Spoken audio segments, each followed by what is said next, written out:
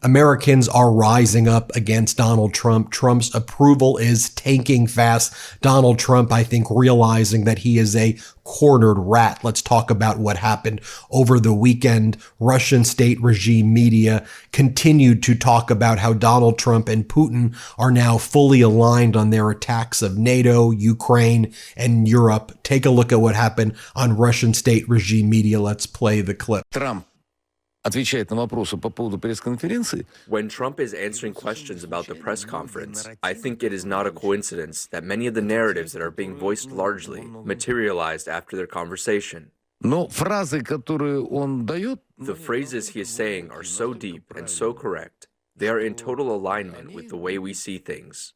Then the United States Secretary of Defense, who has no experience to hold that position, former Fox host Pete Hegseth, who never commanded any military before holding this position, Pete Hegseth said that he refused to say whether Russia was the aggressor or not in Russia's unlawful invasion of Ukraine, quite literally spewing Russian propaganda. Let's play it. Zelensky should come to the table because this economic partnership is an important thing for the future of his country, and we hope that he will very soon. But fair to say, Russia attacked unprovoked into Ukraine 3 years ago tomorrow. Fair to say it's a very complicated situation.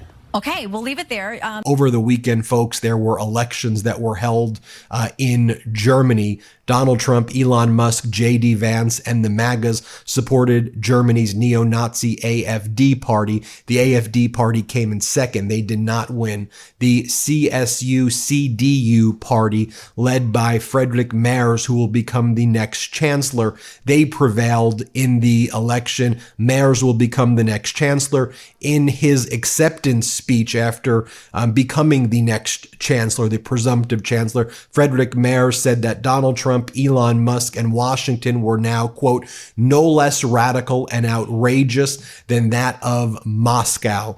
Germany now views America basically no different than they view Putin. That's what Donald Trump has done to the United States and how Donald Trump has turned Europe and NATO and Canada and all of our traditional allies against the United States. Furthermore, over the weekend, Donald Trump appointed the podcast host and conspiracy theorist who never worked a day in the FBI as the deputy director of the FBI. I'm talking about Dan Bongino. FBI agents are absolutely furious at this appointment. Donald Trump posted the following: great news for law enforcement and American justice. Dan Bongino, a man of incredible love and passion for our country, has been named the next deputy director of the FBI by the man who will be the best ever director, Kash Patel. As Ken Delanian of NBC writes, traditionally, the deputy FBI director has been a career FBI agent. That is particularly important when the director has no experience at the FBI. Donald Trump tonight announced he is appointing as deputy director Dan Bongino, a former Secret Service agent and prolific conspiracy theorist. He has never spent a day working at the FBI, but he has spent many hours spouting baseless falsehoods about the Bureau, such as that the FBI lied when they said they don't have a suspect in the pipe bombs as outside the RNC and DNC on January 15, 2021. Current and former FBI officials are appalled and extremely concerned for the national security of the country. And I would say the biggest reason, though, that Americans are pissed, even though those ones are hugely a reason why as well, is that Donald Trump has gutted the federal government, attacked people's Medicaid, tried to remove people's health care, and is doing everything he can to try to destroy our economy. We saw the markets crash at the end of last week. When you take a look at Trump's approvals from the latest Ipsos poll and the approvals of MAGAs, it is so underwater on just about every issue. Let's go through it. Here was a question in the latest Ipsos poll from February 18th. I imagine the next Ipsos poll is going to be even worse. Would you rather see the next Congress controlled by Democrats or Republicans? Voters by a 54 to 41% margin say Democrats. Next, Americans were asked about various policies that Donald Trump is pursuing. like ending DEI or banning trans people from the military or making it easier for Trump to fire longtime federal workers.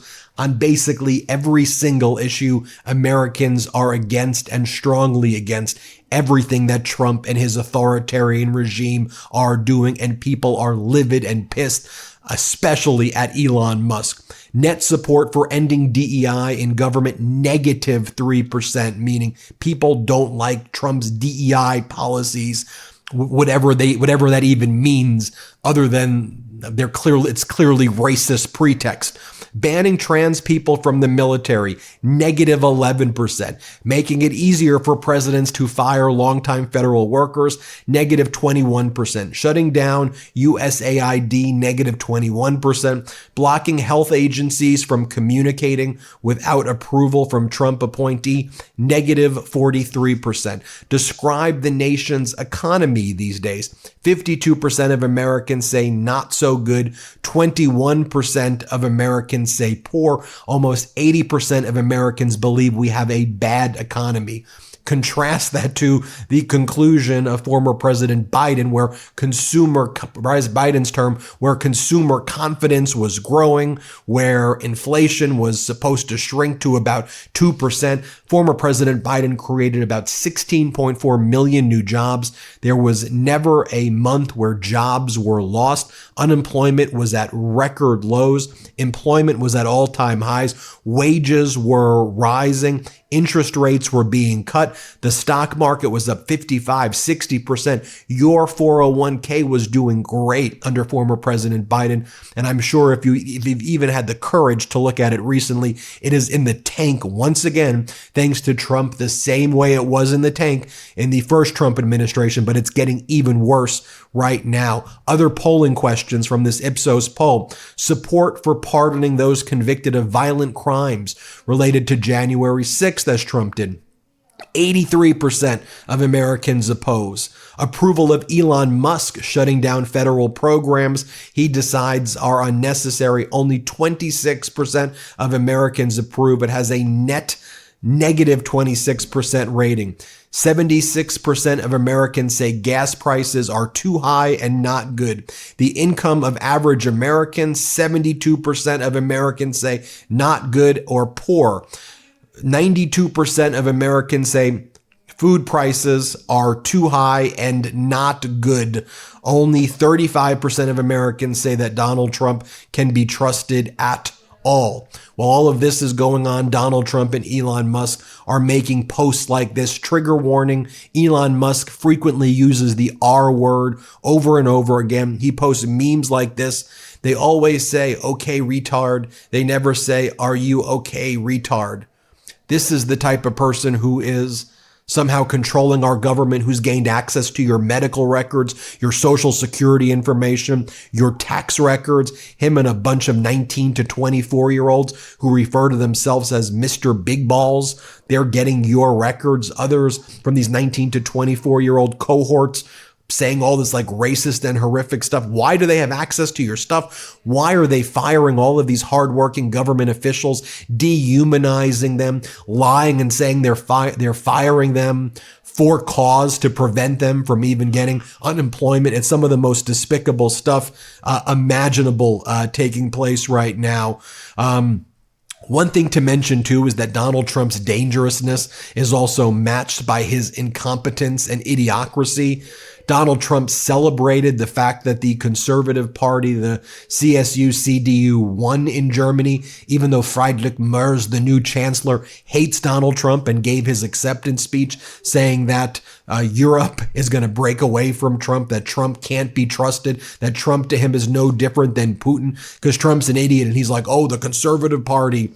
Donald Trump's preferred party was the AfD, which is the neo-Nazi party, and they were the ones that lost the election. But Donald Trump pretended that he was the big victor in this, that Donald Trump got the Conservative Party that literally ran against him to win. It's just how stupid it is also.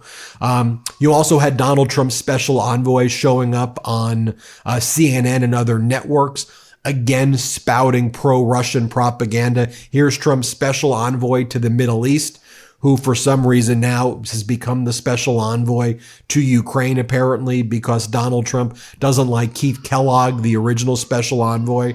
Here, play this clip. That the war, irrespective of who started it, needs to end. Too many people's lives have been expunged as a result of it, and it just doesn't make sense to the president. He wants to be the peacemaking president, peace through strength, and I don't blame him. I actually concur right down the line with his thought process around this. That's one. Two, that the war didn't need to happen. It was provoked. It doesn't necessarily mean it was provoked by the Russians. There were all kinds of conversations back then about Ukraine joining NATO. The president has spoken about this. That didn't need to happen. It basically became a threat to the Russians. And so we have to deal with that fact. And those are real facts on the ground here. But be that as it may, the Russians have indicated that they are responsive to an end to this. By the way, as Rachel Maddow posted this from the New York Times, one of Mr. Trump's claims about Ukraine offers a case study in his myth-making. He said that the United States has provided $350 billion in aid to Ukraine, 3 times as much as Europe, but that much of money is missing, and that Mr. Zelensky admits that half of the money we sent him is missing. In fact, the United States has allocated about a third of what Trump claimed, even less than Europe, and none of it is known to be missing. Literally everything Donald Trump says is a lie.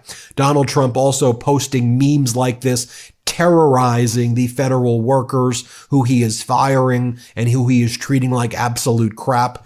And he mocks them. He mocks our federal workers like they're not hardworking people, like they're crappy people. These are hardworking Americans that Donald Trump and Musk and these billionaires just treat like trash, dehumanize. It is despicable. Trump, this is a real post from Donald Trump. I mean, could you ever imagine that the president of the United States would make posts like this? It's a SpongeBob meme, and then it says, got done last week.